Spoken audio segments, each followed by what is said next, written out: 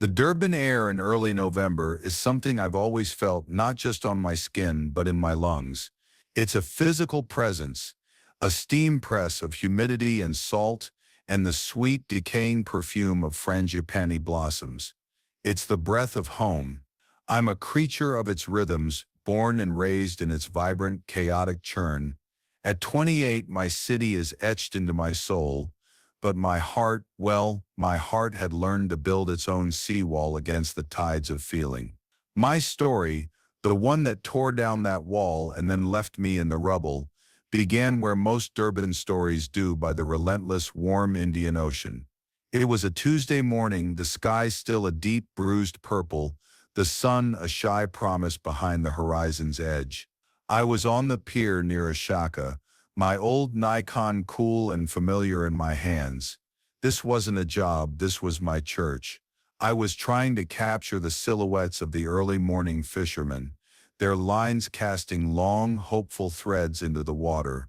It was in the quiet act of framing a shot, the patient stillness of the men against the wild energy of the waves, that a new silhouette entered my world. She was running, a fluid motion against the nascent light, not on the pier but on the wet, compacted sand where the waves exhaled in long, foamy sighs. Her ponytail bounced in time with her stride, her focus so absolute it seemed she was trying to outrun the sunrise itself. I lowered my camera, my artist's instinct momentarily overridden by simple human awe. She stopped at the water's edge, placing her hands on her hips, her chest rising and falling as she drank in the vastness of the sea. In that moment, she was everything I loved about this city distilled into a single form, resilient, beautiful, facing the immense power of the ocean head-on. I lifted the camera again, not in stealth but in open admiration. I focused the lens, framing her against the brightening canvas. I took the shot. The click of the shutter was a tiny sound against the roar of the waves, but she heard it.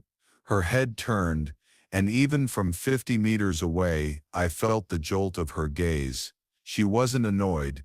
She was curious. She raised a hand in a small questioning wave. My heart hammered against my ribs. Caught, I waved back a clumsy, awkward gesture and started packing my camera away, my morning ritual completely shattered.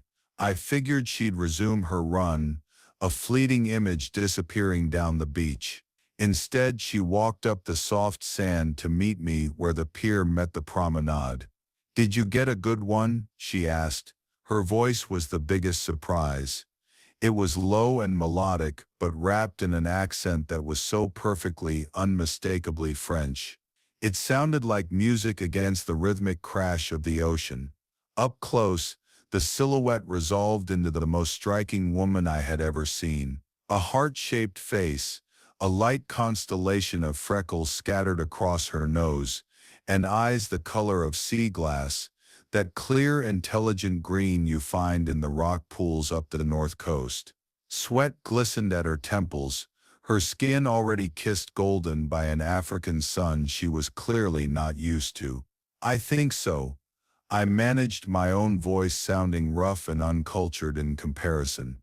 The light was just right. You were a perfect silhouette. A small smile played on her lips. A silhouette. "So you cannot tell if I am smiling or scowling," she teased. "I was willing to take the risk," I replied, a spark of my usual confidence returning. "I'm Zola, Amelie," she said, offering her hand. Her grip was firm, her hand cool against my own, which suddenly felt clammy. "It is a beautiful morning. In Brest, where I am from, the sea is gray and angry most of the time. This," she gestured to the now golden water, the waves glittering as if filled with diamonds. "This is like a dream." That was the beginning. A dream, that's what it felt like. I learned she was a marine biologist, here for 1 month on a research project at Ashaka, studying the impact of microplastics on our reef ecosystems. Her professional scientific passion for the ocean was a perfect mirror to my artistic one. Our first date wasn't a date at all. It was her invitation. "Come see my world," she'd said. I spent an entire afternoon in the cool blue-lit world behind the scenes at the aquarium. I watched her work, mesmerized by her quiet, fierce competence. She explained the delicate balance of the ecosystems, her hands moving with a fluid grace as she pointed out the intricate patterns on a butterfly fish. In turn, I tried to explain the principles of light and composition, showing her how I saw the world through my lens. Our first real date was my turn to be the guide. I wanted to show her my Durban, so I didn't take her to a fancy restaurant on Florida Road. I took her to a small hole-in-the-wall spot in the city center, a place with fluorescent lights and formica tables, for a proper Durban culinary baptism, a quarter mutton bunny chow. I'll never forget the look on her face as I placed the hollowed-out loaf, steaming with fiery curry, in front of her. I watched, amused and utterly enchanted, as she navigated it, her initial wide-eyed hesitation giving way to gasps of pure pleasure. "It is an explosion," she declared, her sea glass eyes watering slightly, a smear of gravy on her cheek, that I had the sudden, insane urge to wipe away myself. "My mouth is on fire, but my soul is so happy." That night, I drove her up to the viewpoint at the top of the Botanic Gardens. Below us, the city lights glittered like a fallen galaxy, the humidity softening their edges. We talked for hours. Our conversation wasn't the usual first date small talk. It was a deep dive. I told her about growing up in Umlazi, about the hustle and the sense of community. I told her about my dream to one day open a small gallery, a space for artists from the townships who never got a fair shot. She told me about her life in Brest, a port city that lived by the moods of the Atlantic. She spoke of her younger brother, her love for sailing, and a feeling she described as being pulled between the anchor and the sail, a need for adventure and a deep-seated loyalty to her roots. The air in the car grew thick with unspoken things. The pull between us was a tangible current, a low hum beneath the sound of the crickets. When I finally leaned in to kiss her, it felt less like a decision I was making and more like a surrender to gravity. Her lips tasted of salt, spice, and something uniquely her. It wasn't a gentle, exploratory kiss. It was a kiss of recognition, of two worlds colliding with a force that left me breathless. The month that followed wasn't just a whirlwind, it was a singularity. Time collapsed. My freelance work was forgotten. Deadlines pushed. My entire existence recalibrated to orbit around Amélie. We became inseparable, cramming a lifetime of experiences into 30 fleeting days. I taught her to surf in the gentle, forgiving waves at Addington Beach. I remember the feel of the board under my hands, the warm water swirling around my waist as I held it steady for her. I remember her fierce determination, the way she'd tumble off, emerge sputtering with a mouthful of salt water, and climb right back on laughing. The moment she finally stood up, riding a wave for a full 10 seconds, her arms outstretched, her face alight with pure unadulterated joy, that image is burned into my memory. She in turn showed me the ocean through her eyes. She took me snorkeling at a protected cove near Umlazi. I, who had lived by this ocean my whole life, had never seen the intricate miniature world she revealed to me. She'd point out a shy octopus camouflaged against a rock, or the electric blue flash of a tiny fish I'd never known existed. Her passion was infectious. We ate our way through my city. We had spicy pineapple on a stick at the beachfront, the juice dripping down our chins. We had perfectly grilled prawns at a Portuguese spot in Glenwood. I even convinced her to try a smiley, a cooked sheep's head, a township delicacy she regarded with a hilarious mixture of horror and scientific curiosity. I took her to a braai with my friends. I was nervous, my world of Bora's Kwaito music and easy Zulu English slang colliding with her European grace. I shouldn't have been. She charmed them instantly. She listened intently as my friend Tabo explained the finer points of cricket, and she laughed until she cried at my friend Nomusa's stories. Later that evening, Tabo pulled me aside, a wide grin on his face. "Hawu Zola," he said, clapping me on the shoulder. This one is different. Don't mess it up." My small apartment, which had often felt like just a place to sleep, transformed into a home. It was suddenly filled with her laughter, the sound of her humming French folk songs while she attempted to cook, and the scent of her perfume on my pillows. We made love with a desperate, frantic intensity, as if trying to physically imprint the memory of each other onto our skin, to hoard enough sensation to last a lifetime. In the quiet moments after, tangled in sheets made sticky by the humid air, we would talk, and the shadow of her departure would fall over us. "What will happen, Zola?" she asked one night, her voice a soft whisper in the dark. She was tracing the line of my jaw with her finger, a touch so light it was barely there. "In 1 week I go home." "I don't know," I answered, my throat tight with the words I couldn't say. "We could try FaceTime.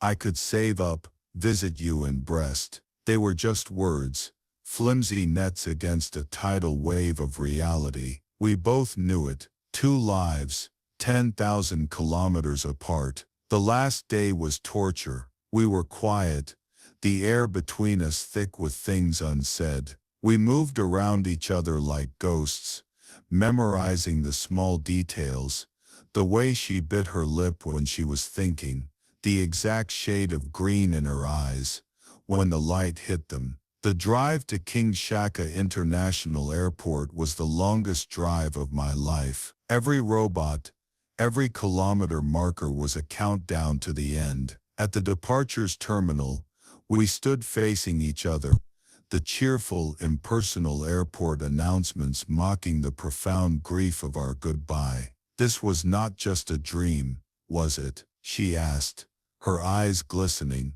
"No," I said, my voice cracking. "It was real. You are real." I held her, trying to pour everything I felt into one final embrace. The month of laughter, the taste of bunny chow, the feeling of her hand in mine, the sight of her riding that wave. I hugged her tight, breathing in her scent one last time. "I will call you from Paris, before my flight to Brest," she promised, her lips brushing my cheek. "We will figure it out." I watched her walk away, her familiar determined stride, taking her towards the security gate. She turned one last time, and gave me that small questioning wave from the first morning, and then she was gone. The first 3 days were a gray, featureless fog. My apartment felt cavernous and silent. The city which had been our vibrant playground was now a museum of painful memories. The spot on the pier, the table at the bunny chow joint, the stretch of beach where I taught her to surf, each one was a fresh stab of grief. I was living in the ghost of our month together, replaying every moment, clinging to her promise, "We will figure it out." I checked my phone constantly, my heart leaping at every buzz, only to be disappointed by a spam email or a message from my mother. I told myself she was busy, traveling, tired. On the 4th evening, I couldn't stand being in the apartment anymore. I drove back to the pier, our pier, and stood where I had first seen her. The sun was setting now, bleeding orange and pink across the sky. The ocean was calm. I pulled out my phone, scrolling through the photos I had taken of her, of us, a gallery of a life I'd had for only a month. And then my phone buzzed. My heart seized. The screen lit up with her name. It wasn't a call, it was a WhatsApp message. I swiped it open, my hands trembling with a mixture of relief and desperate hope. The message was just one line, 16 words. Zola, je suis tellement désolé. I should have told you, I'm engaged. It was complicated. Forgive me. I read it once, then twice. The words swam in front of my eyes, refusing to make sense. Engaged, complicated. The French phrase, I am so sorry, felt like a particular cruelty. The world didn't tilt, it simply vanished. The roar of the ocean faded to a dull hum in my ear. The brilliant sunset lost all its color. It was like a switch had been flipped, and my world had been plunged into grayscale. The feeling wasn't just sadness, it was a profound and absolute humiliation. The entire month, our month, replayed in my mind. But now it was a different film. Every intimate conversation, every shared dream, every kiss was instantly tainted, reframed as a lie. I wasn't the man in a whirlwind romance. I was a holiday diversion, a temporary escape from a complicated reality she was always going to return to. The anchor she had spoken of wasn't just her roots, it was another man.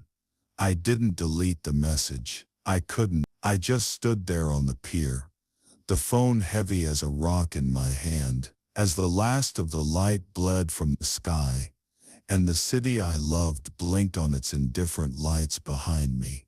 The warm, familiar air felt suffocating, and for the first time in my life, the sound of the ocean offered no comfort. It only mocked me, its endless waves washing away a dream, and leaving behind nothing but